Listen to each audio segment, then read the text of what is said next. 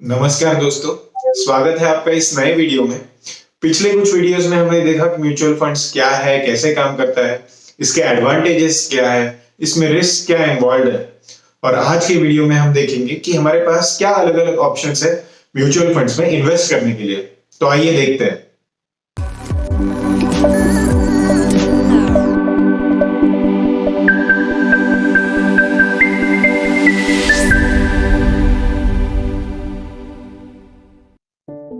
दोस्तों, mutual funds में invest करने के लिए आज भारत में 3 से 4 अलग अलग तरीके अवेलेबल हैं। सबसे पहला और प्रसिद्ध तरीका है SIP यानी कि सिस्टमैटिक इन्वेस्टमेंट प्लान।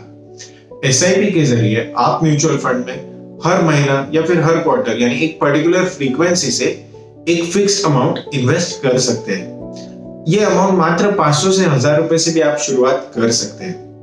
अब SIP के फायदे क्या हैं, ये समझाने के लिए मैं आपको एक उदाहरण देना चाहूंगा।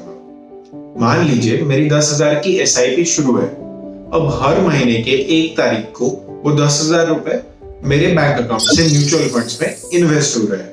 अब फायदा नंबर 1 है, मार्केट को मुझे इसमें टाइम करने की जरूरत नहीं है। जिस महीने में मार्केट ऊपरी स्तर पर होगा उस 10,000 के अगेंस्ट मुझे ऑटोमेटिकली कम यूनिट्स मिलेंगे, और जिस महीने में मार्केट निचले स्तर पर होगा उस 10,000 के अगेंस्ट मुझे ऑटोमेटिकली ज्यादा यूनिट्स मिलते जाएंगे। तो इस तरह मुझे मार्केट को टाइम करने की कोई जरूरत नहीं है। दूसरा फायदा है SIPs की flexibility.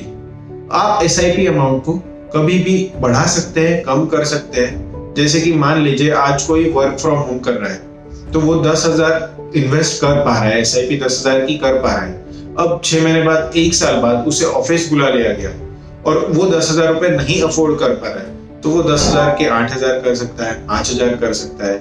On the other hand, अगर किसी का इनकम बढ़ता है और वो ज्यादा निवेश करना चाहता है तो वो 10,000 के अगेंस्ट 12,000, 15,000 कितना भी निवेश कर सकता है। और सबसे महत्वपूर्ण फायदा लास्ट है, लेकिन सबसे इंपॉर्टेंट है, डिसिप्लिन। SIP के जरिए मेरी एक डिसिप्लिन इन्वेस्टमेंट हो रही है। हर महीने के एक विशिष्ट तारीख को मेरे एक पर्टिकुलर अमाउंट SIP में निवेश हो रहा है। उसके वजह से मेरे बाकी एक्सपेंसेस कंट्रोल्ड रहते हैं और मेरा एक अच्छा इन्वेस्टमेंट कॉर्पस क्रिएट होते जा रहा है। म्यूचुअल फंड में निवेश करने का दूसरा तरीका है STP यानी सिस्टमैटिक ट्रांसफर प्लान। STP को भी मैं आपको एक उदाहरण देके ही समझाना चाहूंगा। मान लीजिए आज मेरे पास है 5 लाख रुपए जो मैं निवेश करना चाहता हूँ। अब ये 5 लाख रुपए पहले हम एक डेट फंड में पार्क करके रखेंगे और वहां से हम उसे सिस्टमैटिकली ट्रांसफर करेंगे इक्विटी फंड्स में।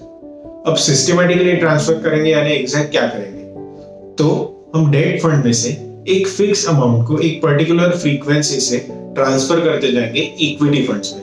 अब ये जो फ्रीक्वेंसी मैंने कहा, ये फ्रीक्वेंसी हो सकती है आइदर डेली या फिर वीकली या फिर मंथली।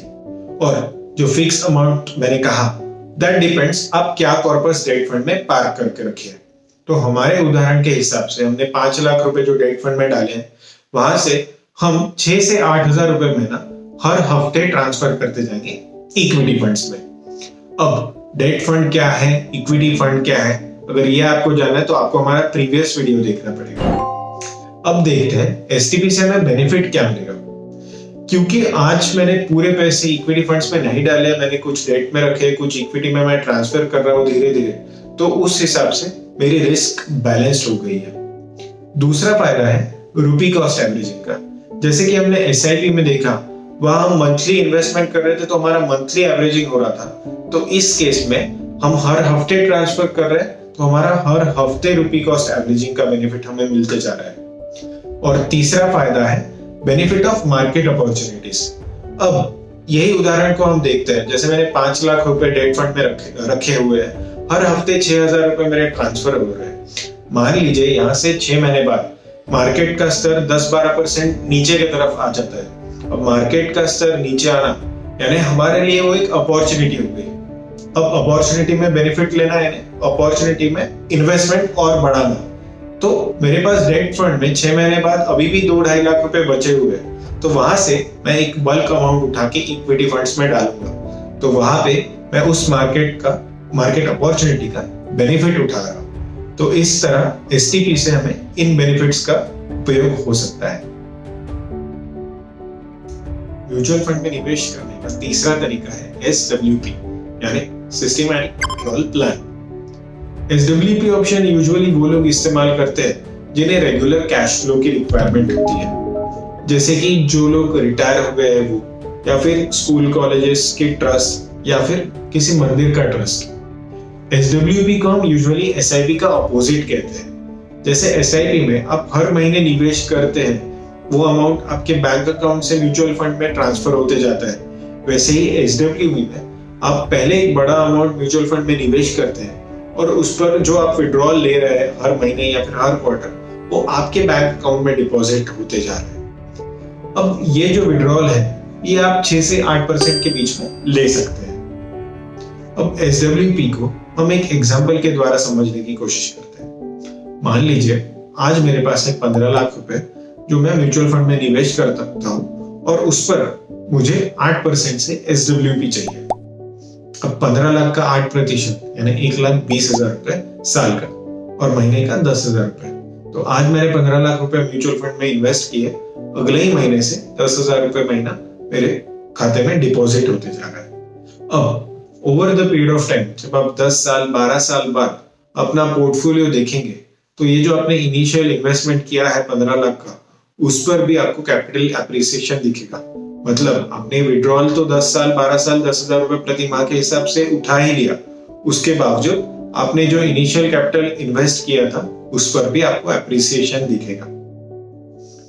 चौथा और सबसे आसान तरीका म्यूचुअल फंड इन्वेस्टमेंट का है लमसम। लमसम यानी कोई भी अगर म्यूचुअल फंड के किसी स्कीम में वन टाइम इन्वेस्टमेंट करना चाहता हो, ना कोई STP ना SIP, मतलब कोई भी स्ट्रक्चर्ड या सिस्टमैटिक मैनर में किसी को इन्वेस्ट नहीं करना है, बस वन टाइम इन्वेस्ट करना है और आगे जाके जब कभी सरप्लस अमाउंट रहेगा तब वो फिर से वन टाइम डालेगा, तो इस तरीके के इन्वेस्टमेंट को लमसम इन्वेस्टमेंट कहते हैं। आशा करता हूँ आपको ये वीडियो पसंद आया होगा। म्यूचुअल फंड इन्वेस्टमेंट के अलग अलग ऑप्शंस की बेसिक इंफॉर्मेशन आप तक पहुंच गई होगी। तो अगर आपको ये वीडियो पसंद आया हो तो इसे लाइक करें, शेयर करें और हमारे YouTube चैनल को सब्सक्राइब करें। धन्यवाद।